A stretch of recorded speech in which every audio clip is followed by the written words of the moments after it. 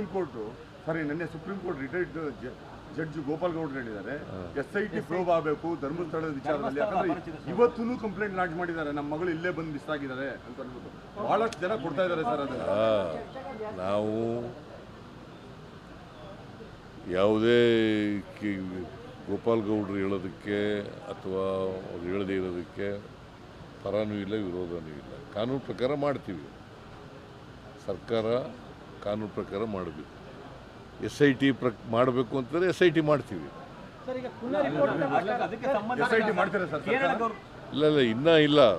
Police ಡಿಪಾರ್ಟ್ಮೆಂಟ್ನವರು ವರದಿ ಆಧಾರದ ಮೇಲೆ ಈಗ ಅವನೇನು ಮಾಡಿದ್ದಾನೆ, 10 ವರ್ಷ ಅಬ್ಸ್ಕಾಂಡ್ ಆಗಿಬಿಟ್ಟಿದ್ದ.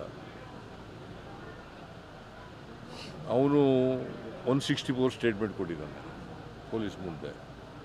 ಆ 164 ಸ್ಟೇಟ್ಮೆಂಟ್ನಲ್ಲಿ ಅವನು ಏನು ಹೇಳಬೇಕು ಎಲ್ಲ ಹೇಳಿದ್ದಾನೆ. ನಾನೇ ಊತ ಹಾಕಿದ್ದೀನಿ ಅಂತ ಹೇಳಿದ್ದಾನೆ.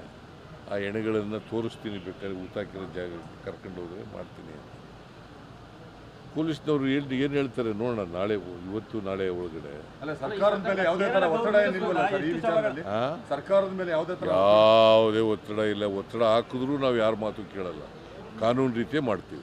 ಸುಪ್ರೀಂ ಕೋರ್ಟ್ ನಿನ್ನೆ supreme court retired judge Gopal ಗೌಡ್ರು ಹೇಳಿದ್ದಾರೆ SIT ಪ್ರೋಬ್ ಆಗಬೇಕು ಧರ್ಮಸ್ಥಳದ ವಿಚಾರದಲ್ಲಿ. ಯಾಕಂದ್ರೆ ಇವತ್ತೂ ಕಂಪ್ಲೇಂಟ್ ಲಾಂಚ್ ಮಾಡಿದ್ದಾರೆ, ನಮ್ಮ ಮಗಳು ಇಲ್ಲೇ ಬಂದು ಮಿಸ್ ಆಗಿದ್ದಾರೆ ಅಂತ ಅಂದ್ಬಿಟ್ಟು ಬಹಳಷ್ಟು ಜನ ಕೊಡ್ತಾ ಇದ್ದಾರೆ ಸರ್. ಅದನ್ನ ನಾವು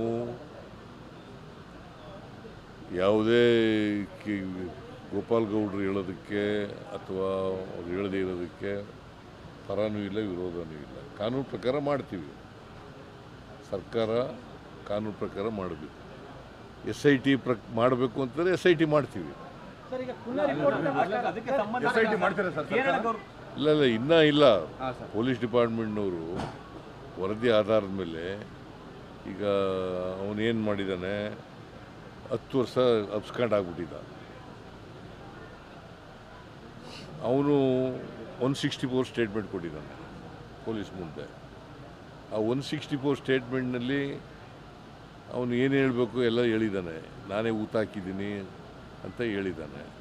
ಆ ಎಣೆಗಳನ್ನು ತೋರಿಸ್ತೀನಿ, ಬೇಕಾದ್ರೆ ಊತ ಹಾಕಿರೋ ಜಾಗ ಕರ್ಕೊಂಡು ಹೋದರೆ ಮಾಡ್ತೀನಿ ಅಂತ. ಪೊಲೀಸ್ನವರು ಏನು ಹೇಳ್ತಾರೆ ನೋಡೋಣ, ನಾಳೆ ಇವತ್ತು ನಾಳೆ ಒಳಗಡೆ. ಸರ್ಕಾರದ ಮೇಲೆ ಯಾವುದೇ ಥರ ಒತ್ತಡ ಏನಿಲ್ವಲ್ಲ ಸರ್ ಈ ವಿಚಾರದಲ್ಲಿ? ಸರ್ಕಾರದ ಮೇಲೆ ಯಾವುದೇ ಒತ್ತಡ ಇಲ್ಲ. ಒತ್ತಡ ಹಾಕಿದ್ರೂ ನಾವು ಯಾರ ಮಾತು ಕೇಳಲ್ಲ, ಕಾನೂನು ರೀತಿಯೇ ಮಾಡ್ತೀವಿ.